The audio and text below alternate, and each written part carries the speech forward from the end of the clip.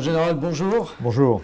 Bienvenue en cette bibliothèque patrimoniale de l'école militaire, des lieux que vous connaissez bien. Alors vous êtes Saint-Cyrien, ingénieur, historien, ancien directeur de l'école de guerre.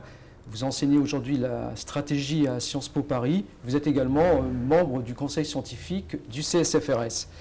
Alors vous avez commis de nombreux ouvrages et le dernier opus, La dernière bataille de France, Lettres aux Français qui croient encore être défendus, a été publié en 2015 chez Gallimard. Alors mon général, merci d'avoir accepté cet entretien pour revenir sur un article paru dans la revue Conflit récemment, Leçons des guerres d'aujourd'hui pour les guerres de demain, et ensemble donc aller plus loin pour éclairer la guerre au XXIe siècle. Alors cet article de réflexion stratégique, il est disponible en ligne sur Géostratégia dans le cadre d'un partenariat entre le CSFRS et la revue Conflit.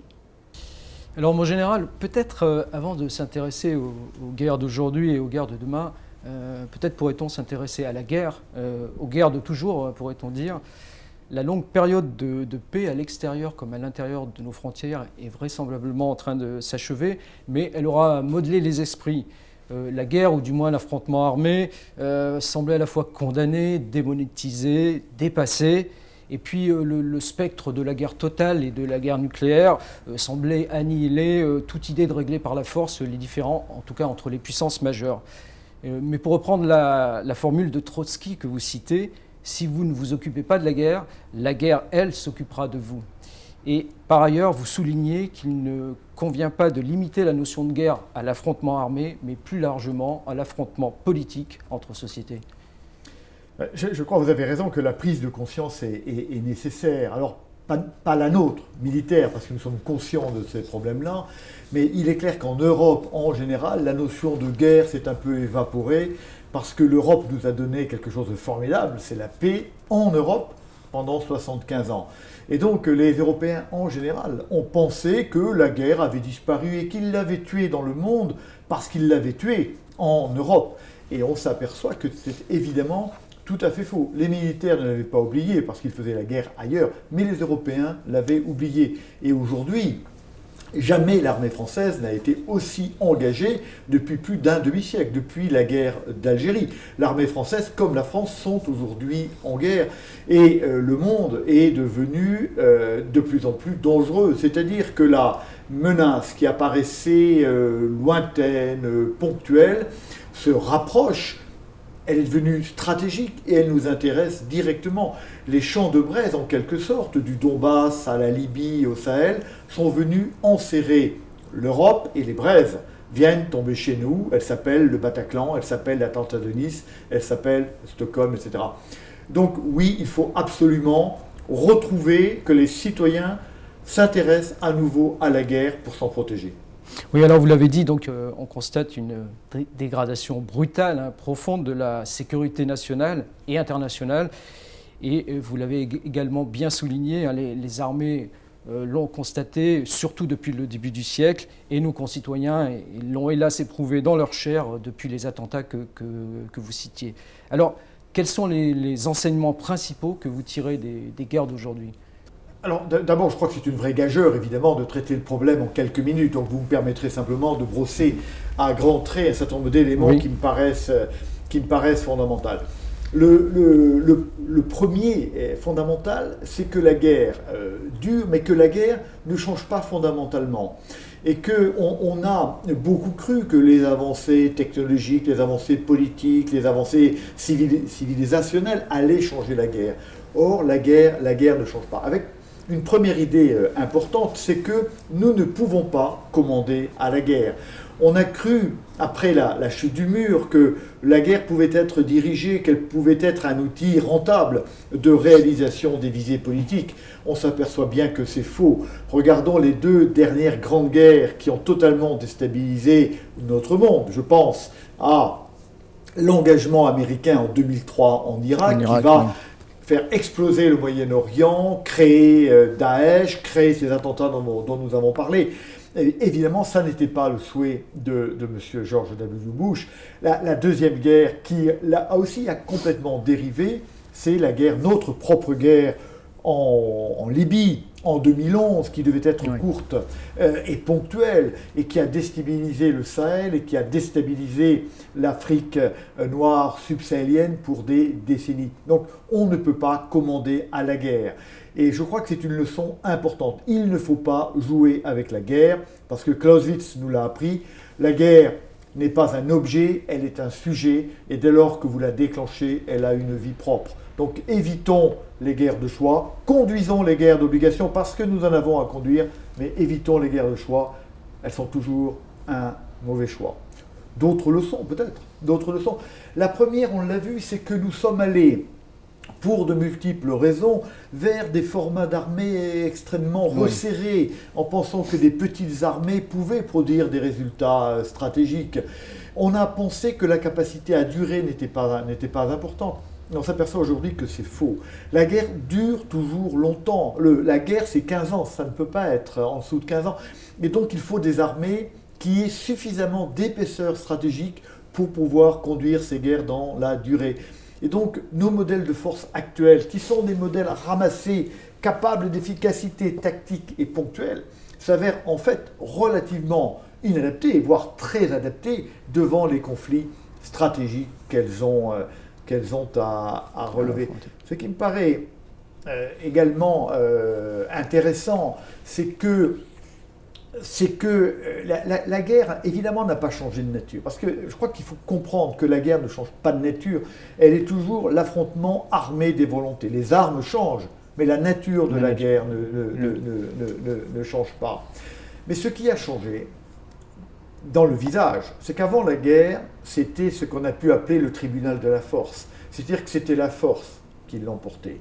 Et désormais, on voit bien que nous avons quitté ce tribunal de la force pour être plutôt dans le tribunal des volontés. C'est celui qui a la volonté la plus forte pendant le plus longtemps qui l'emporte. Et autant au tribunal de la force, nous étions les meilleurs plaideurs, autant au tribunal des volontés, nous sommes faibles. M. Obama a retiré ses forces d'Irak parce que le peuple américain ne voulait plus se battre. Nous-mêmes avons quitté l'Afghanistan parce que notre volonté, la volonté française de se battre, eh bien, s'était érodée. Et on voit bien que dans ces conflits, dans lesquels nos enjeux à nous, d'occidentaux, sont souvent, nous apparaissent beaucoup moins vitaux que les enjeux de nos adversaires, font que notre volonté est beaucoup moins forte et que nous avons beaucoup de mal à gagner. L'affaire du Sahel aujourd'hui, c'est la même chose. Peu de Français comprennent véritablement que leur sécurité se joue au Sahel, donc la volonté politique est affaiblie de ce positionnement. Donc ce tribunal des volontés nous affaiblit dans le monde de la guerre. Pour revenir un peu à ce que je disais au début, nous ne pouvons plus jouer au César, dire « Veni, vidi, vici, je déclenche la guerre, je gagne ». C'est-à-dire que l'illusion du début de ce siècle que vous citiez était que le politique pouvait être un marionnettiste de la guerre. Eh bien non, la guerre est là et c'est la guerre qui commande. Et en particulier, on a vécu pendant un certain temps sur un mythe qui s'est effondré, qui est le mythe de la suffisance de la projection de puissance. L'idée, c'était que si je projette brutalement de la puissance quelque part, je vais gagner la guerre, sans empreinte au sol. Et on se rend bien compte que ça n'est pas possible, parce que la projection de puissance, sauf exception, produit un résultat ponctuel, un résultat tactique, et n'est pas capable d'être transformé en résultat stratégique. On voit que, comme cela a toujours été le cas, la guerre, c'est la guerre gagnée, c'est la paix gagnée, et la paix, c'est un résultat politique. Et ce résultat politique s'obtient dans le temps long, dans l'action longue et dans les moyens déployés sur le terrain, quel qu'il soit. Oui, alors, comme vous le disiez, donc la guerre n'a pas changé de nature, elle a changé de visage. Elle échappe à ses instigateurs politiques. Elle se joue d'une prétention occidentale non seulement de la régler, mais aussi de la cloisonner, et voire de pouvoir foudroyer un adversaire sur le terrain en oubliant que la stratégie, c'est la science de l'interaction, c'est la science de l'autre avec un grand A, celui avec lequel il faudra, in fine, établir la paix. Alors, quels traits principaux la guerre présentera-t-elle demain, au XXIe siècle ? Alors c'est une question, et la gageure est encore plus importante. Plus importante, oui. Mais je crois qu'on peut quand même trouver un certain nombre de certitudes. D'abord, pour pour être clair, la guerre sera. Hein, la guerre ne disparaîtra pas. La guerre est née avec l'homme. Dès que les hommes sont arrivés sur Terre, la guerre est venue pour des problèmes de puissance, des problèmes de possession, des problèmes d'alimentation. L'affrontement des volontés a existé immédiatement. Et donc, je crois qu'il y aura la guerre tant qu'il y aura des hommes. C'est comme ça. Freud disait, on ne peut pas guérir l'homme de la guerre, et je crois que c'est ainsi. Donc, il faut l'admettre. Donc, il faut s'y préparer. Il faut s'y repréparer quand on est européen et croire que nous n'avons pas tué, nous, Européens, définitivement la guerre. Et donc, nous devons retrouver une posture correspondant à cette inévitable existence de la guerre. Alors, quelle guerre demain ? C'est compliqué parce que s'il y a un domaine dans lequel la prévision est compliquée, c'est justement la guerre. Oui. Et moi, pour être très clair, je ne crois pas à l'idée de prévision ou de prédiction opérationnelle. Pourquoi ? Parce que le principe de la guerre, d'abord, est d'échapper à ces modèles. La guerre échappe toujours à ces modèles. Et donc, si vous prévoyez de faire la guerre d'une certaine manière, vous allez être conduit à la faire d'une autre manière. La deuxième raison, c'est que quelque part, l'art de la guerre, c'est l'art du contournement. Donc c'est l'art de ne pas faire la guerre qu'a prévu votre adversaire. Et donc en fait, nous allons toujours de guerre en guerre et les guerres sont toujours différentes. Donc on dit souvent à tort aux militaires, vous combattez la guerre d'hier. Non, on ne combat pas la guerre d'hier, mais il est extrêmement difficile de prévoir les formes futures de guerre.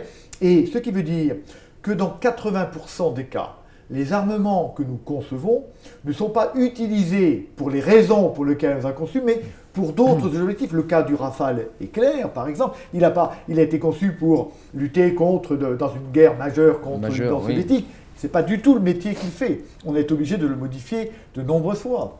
Le char Leclerc, par exemple, qui est notre char, a été prévu pour un combat tournoyant face à des hordes de chars soviétiques. Que fait-il maintenant ? Il fait des opérations de stabilisation au Liban, même si parfois quand même il tire quelques coups de canon au Yémen. Mais c'est comme ça, donc c'est extrêmement difficile. Par contre, ce qu'on peut comprendre, c'est que les différentes dimensions de la guerre prennent une importance de plus en plus grande par rapport à la dimension militaire de la guerre.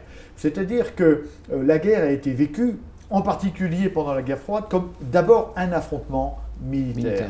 Oui. Et on voit bien aujourd'hui que la guerre qui n'est pas la bataille, distinguons bien la bataille et la guerre. La bataille est militaire, la guerre est politique. Et dans cette guerre qui est de nature politique, eh bien, il y a des dimensions diplomatiques, des dimensions économiques, des dimensions sociales qui, in fine, sont beaucoup plus importantes que la dimension militaire, et ce sera toujours vrai. Prenons le cas, par exemple, de notre guerre au Mali. L'armée française, les trois armées réunies, ont conduit une manœuvre absolument remarquable lors de l'opération Serval en début de l'année 2013. Mais on a eu beaucoup de mal, et ça n'est toujours pas fait, à transformer cette remarquable victoire tactique en victoire stratégique. Oui. Pourquoi ? Ce n'est pas le problème militaire qui a pêché là. Cette ligne d'opération a fort bien fonctionné, mais c'est les autres. Et donc, dans les guerres futures, la guerre sera toujours plus un objet social, un objet politique, et de moins en moins un objet militaire. Ce qui ne veut pas dire que l'aspect militaire ne sera pas important, mais il sera dominé par les autres aspects. Je crois qu'on doit comprendre aussi que la guerre sera toujours marquée par l'incertitude. Nous, faire la guerre, comme faire la stratégie, c'est rentrer en incertitude. Je rentre dans un monde que je ne connais pas, parce qu'il est, comme vous l'avez dit, d'abord dominé par la volonté de l'autre que je ne domine pas. Donc quand une nation part faire la guerre, elle part avec une appréciation toujours imparfaite du présent et une estimation toujours fausse de l'avenir. Donc l'incertitude, le monde de la guerre est le monde de l'incertitude, et aucune technologie ne permettra de modifier cet état de fait. Clausewitz nous parlait du brouillard de la guerre, ça n'a pas changé. Quels que soient les moyens technologiques, il y aura toujours, entre l'œil du décideur politique et l'œil du décideur militaire et la guerre, un brouillard qui fait que toutes les décisions seront prises à travers un brouillard. Et que toute décision sur la guerre sera toujours un pari pris sur des hypothèses de réaction sur l'autre. Et donc nous ne pourrons jamais totalement dominer cette guerre. Et puis cette guerre, elle va se déployer dans l'espace stratégique. Oui. Et tout de suite, elle va se confronter à ce que Clausewitz appelle la friction. C'est-à-dire que, Clausewitz le dit, entre la guerre sur le papier et la guerre réelle, il y a quelque chose qui fait que la guerre réelle ne peut jamais être celle qu'on a prévue. Nous préparons tous la guerre sur la carte, mais nous la jouons sur le territoire.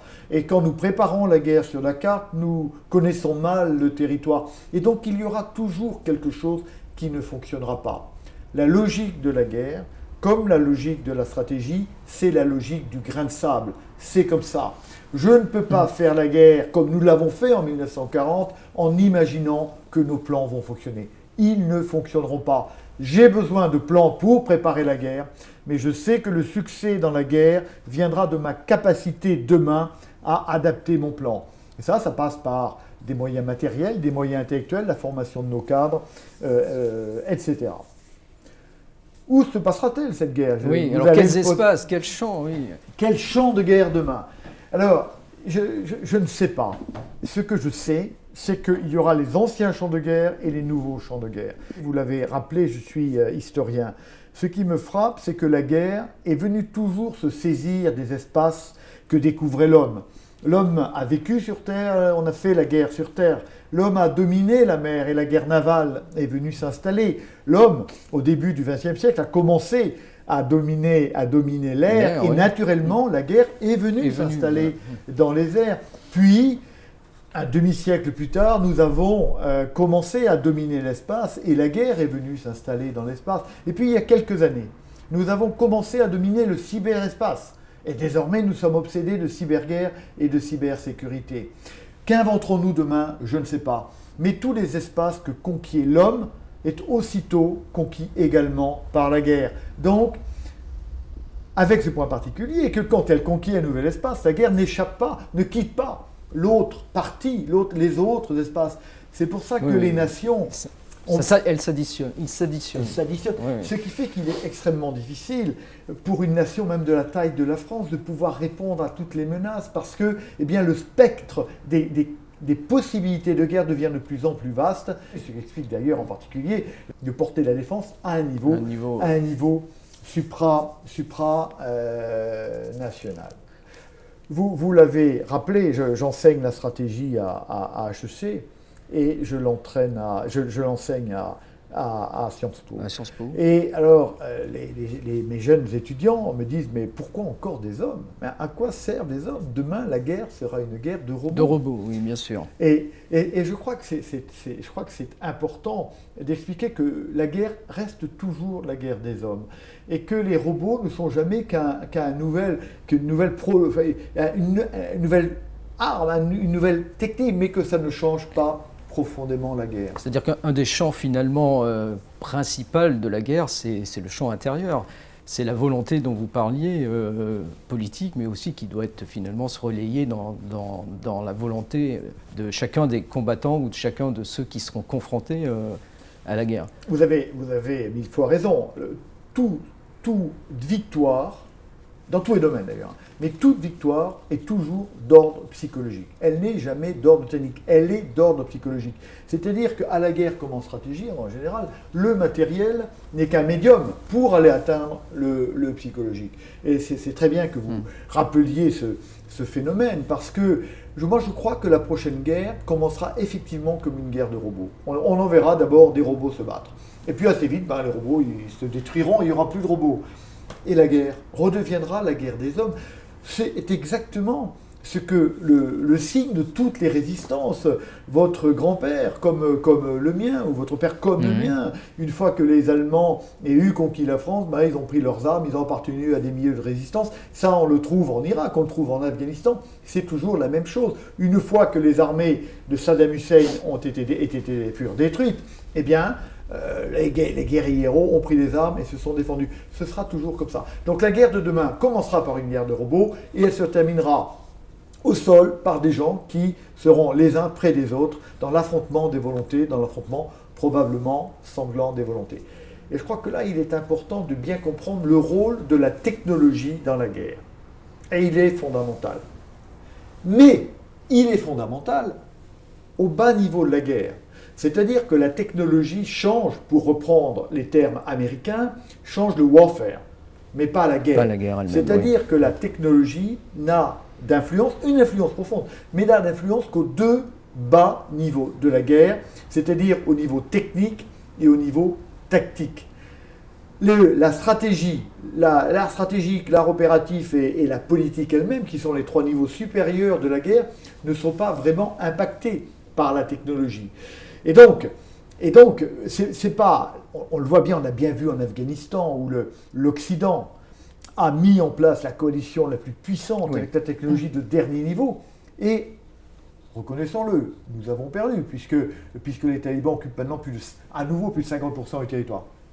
Donc la technologie joue un rôle très important, mais un rôle dans la bataille. Donc ne pensons pas, et certains le pensent encore, que le futur de la technologie, c'est le futur de la guerre.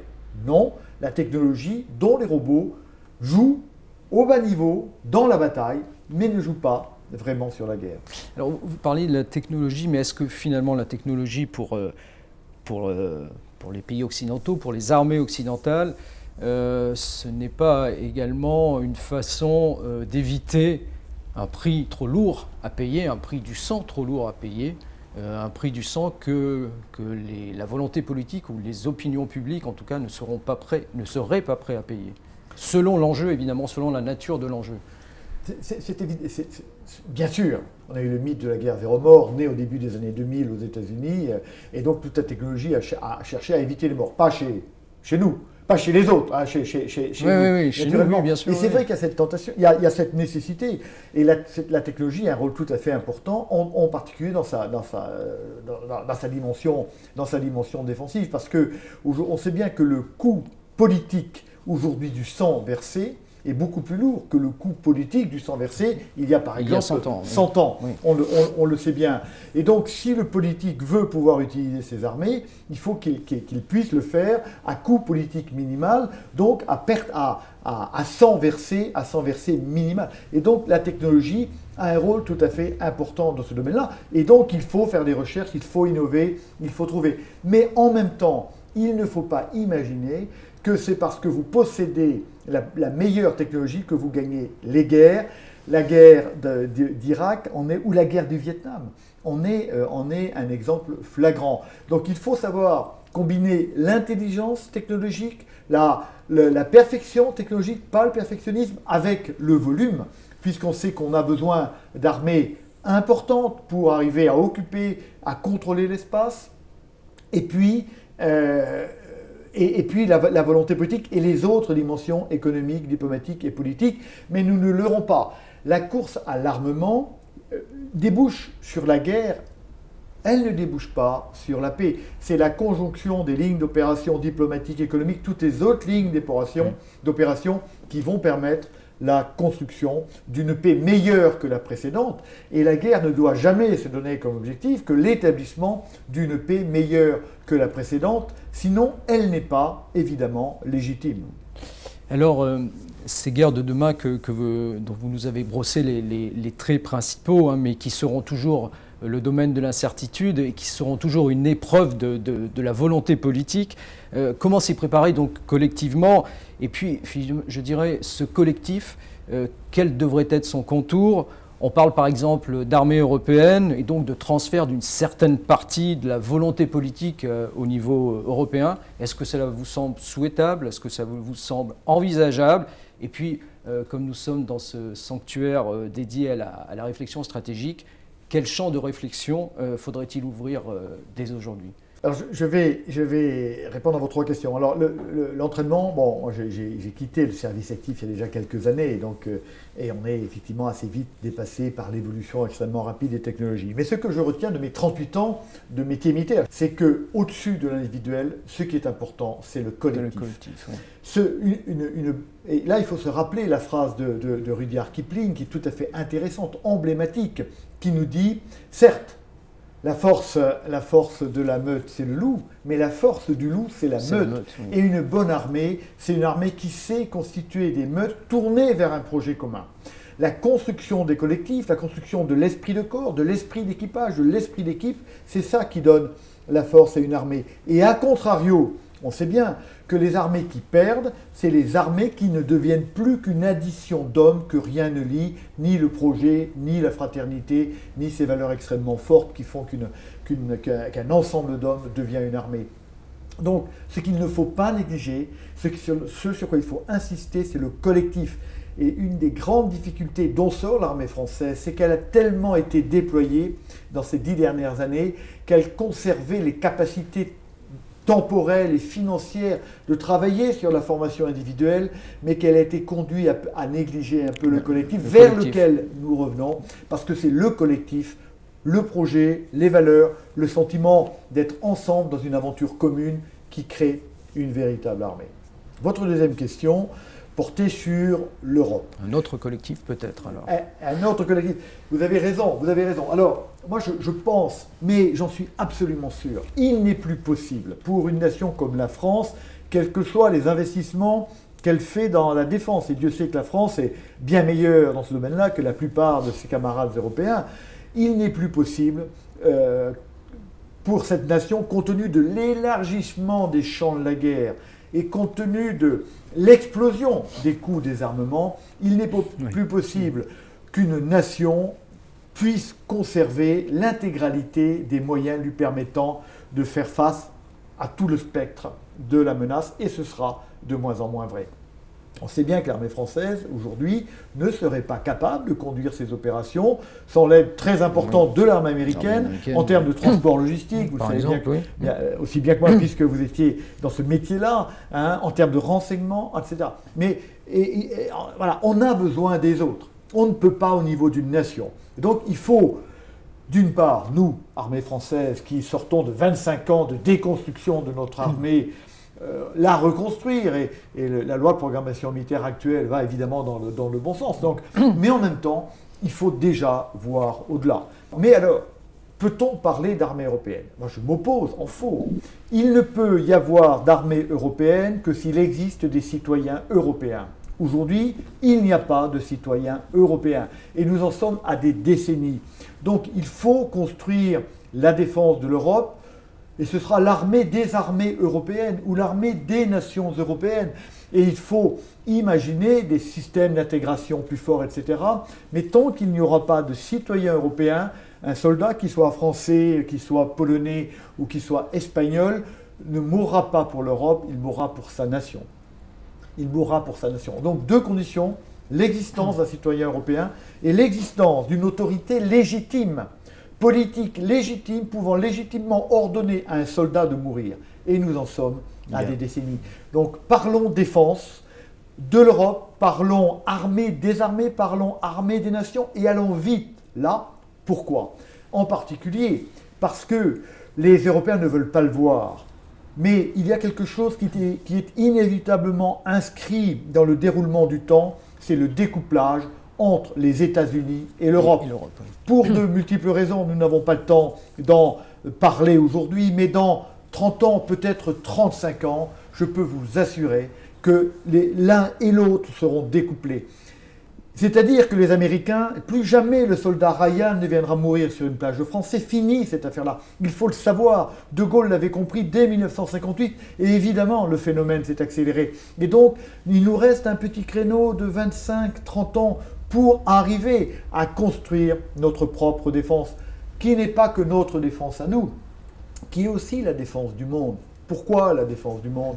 Parce que je pense fondamentalement que le monde a besoin d'Europe. Cette Europe qui s'est tellement déchirée sur les champs de guerre, qu'elle est devenue mature, qui est le continent de la sagesse, de la philosophie des Lumières. Et le monde a besoin de ce pôle de maturité, de stabilité, de civilisation pour réguler à nouveau ce monde qu'il n'est plus. Les Américains ne voulant plus le réguler. Et on voit à droite et à gauche des pôles de puissance apparaître qui deviennent potentiellement dangereux. Le monde a besoin d'Europe, mais l'Europe ne pourra parler que si elle s'est délivrée militairement. Ça aussi, ça fait partie de l'histoire du monde. Je vous en prie. Je vous en prie, je vous en prie. Vous me posiez le dernier volet de votre Oui, question, voilà. était donc sur quoi devons-nous travailler? J'ai deux convictions. La première conviction, c'est qu'il faut arriver à s'élever un peu. Le monde meurt d'être astratégique. On ne réfléchit plus, on n'a plus véritablement de réflexion stratégique. Et c'est pour ça d'ailleurs que le CSFRS a été institué. On a tendance à permanence à être dévoré par le court terme, que ce soit les entreprises, les organisations, etc., à penser technique, à ne pas penser stratégie. Les réponses sont stratégiques. Et donc il faut retrouver, arrêter d'être mangé par l'accélération du temps et la complexification du monde, reprendre une posture qui permette de voir le long terme. La deuxième chose concerne plus directement les armées. Et il faut bien comprendre que l'avantage comparatif des armées, soyons clairs, c'est la destruction et la mort. Maîtrisée, légitime, mais la destruction et la mort, qui était un argument recevable dans la boîte à outils d'un État. Ça n'est plus recevable. Maintenant, nous ne pouvons plus d'abord accepter que nos propres soldats meurent, et nous ne pouvons même plus tuer nos adversaires. Ce que je veux dire, c'est que la destruction n'est plus utilisable. La destruction qui a permis à la civilisation occidentale de se croire universelle, à cause de ça, eh bien, ça n'est plus utilisable. En même temps, nous avons besoin des armées. Les nations ont besoin d'armées fortes, capables de les défendre. Mais alors comment les utiliser? Et là, il y a un vrai champ de réflexion. Le général britannique Rupert Smith avait fort bien posé la question au début des années 2000. Il dit le problème, c'est que les nations ont besoin des armées, et tous les jours un peu plus. Mais en même temps, le rendement des armes est de moins en moins bon. Et donc, il faut arriver à redonner son utilité à la force militaire. Et là, il y a un champ de réflexion extrêmement important et qui est encore loin d'avoir apporté toutes les réponses qu'on en attend. Bon, Général, merci pour cet entretien que vous avez bien voulu nous donner. Merci de l'éclairage que vous nous avez donné sur la guerre et ce qu'elle sera demain. La guerre qui reste ce caméléon, comme disait Clausewitz, et que vous nous avez aidé à mieux comprendre. Merci, mon Général. Merci à vous, grand merci.